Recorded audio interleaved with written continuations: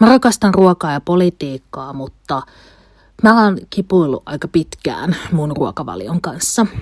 Mä aikaisemmin olin kasvissyöjänä ja vähän aikaa vegaanina, muistaakseni 3 vuotta kasvissyöjänä ja 2 vuotta vegaanina. Ja sitten mä jotenkin luovuin siitä, koska tuli monia esteitä vastaan.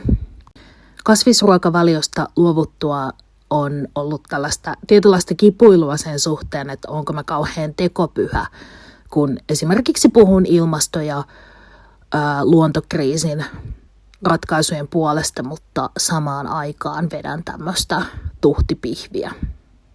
Teollisuuslihatuotantohan on hyvin epäeettistä ja se kuluttaa paljon vettä.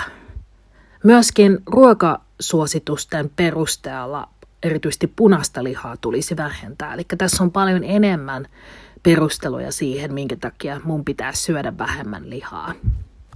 Tämän melko pitkähkön kipuilun jälkeen olen päätynytkin siihen tulokseen, että ehkä mä syön vaan vähemmän lihaa.